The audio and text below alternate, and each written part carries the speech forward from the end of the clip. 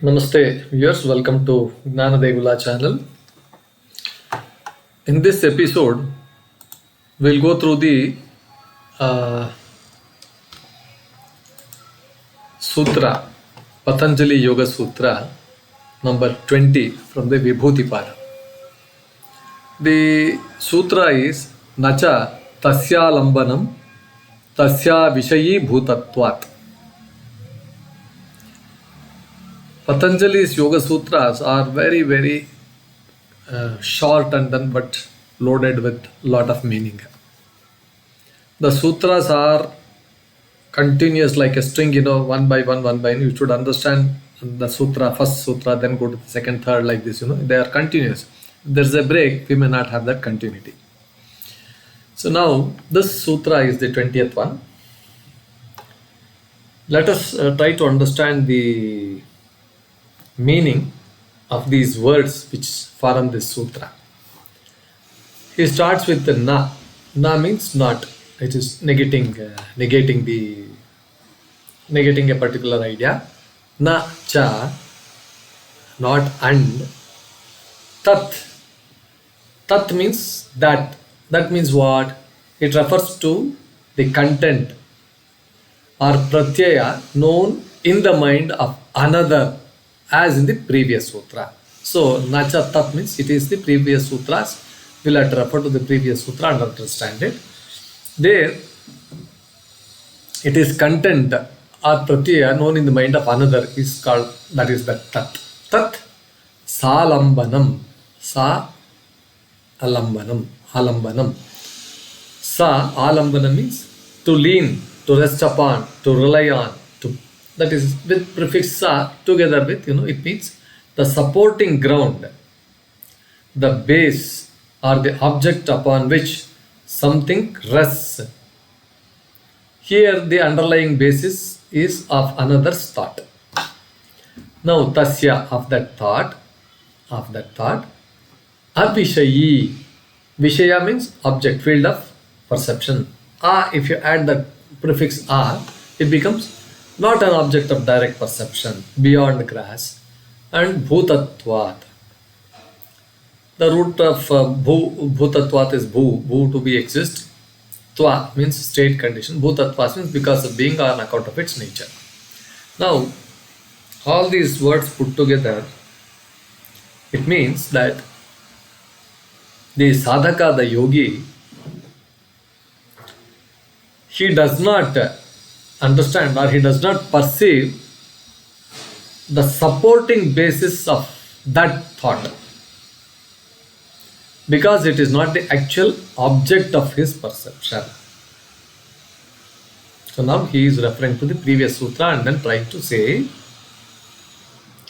in the previous sutra, Patanjali said that by Samyama on the Pratyaya, the mental content or some of the thought, whatever, the yogi can know the thoughts of others. Jnana dharana, all those things. The yogi can understand the other's thought, what is going on in the mind. But he sets the limitation. He says, the yogi can know the pratyaya, the surface thought in the another's mind. However, he cannot automatically know the ālamb. That means why this thought came, why this the outer appearance, it came from the inner.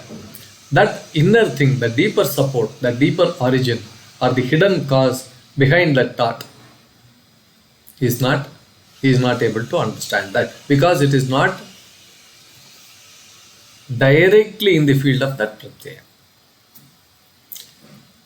Now, for example, you look at somebody, you can make out that he is angry, with his grin face and then furious looks and then talks and all those things. You can know that he is angry. But why he is angry, you will not be knowing it unless you go deeper into that anger, the reasons for anger. He might have been, so many things might have happened to him. which angered him. That angriness, you will not be able to know. That is the meaning. Now, if a person thinks of a lotus, you think that he is thinking of a lotus. The yogi can perceive the thought of lotus. Yogi can say, oh yes, he is thinking about lotus. But the support of that thought, why that person thought of this lotus? Maybe we don't know, perhaps a memory of a pond or a teaching from a guru or something like that, karmic impression, something like this.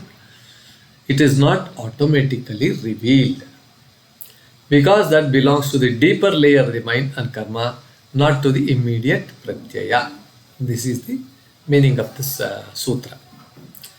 This sutra is a reminder that yogic perception, though subtle, very sukshma, has its own boundaries. Its natural boundaries are there. Unless the yogi, unless the sadhaka applies his higher levels of Samyama and then tries to understand deeper to the root causes, he will not be able to understand this. So, yogi parachitta pratyayam janati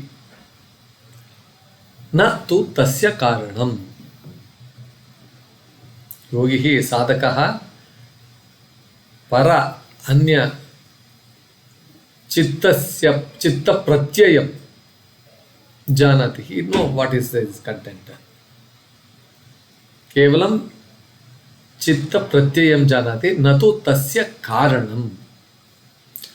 Karanam na janati. He will not be able to know. The yogi knows another thought but not its cause. ālambanam gūಢam bhavati pratyaya drishyate.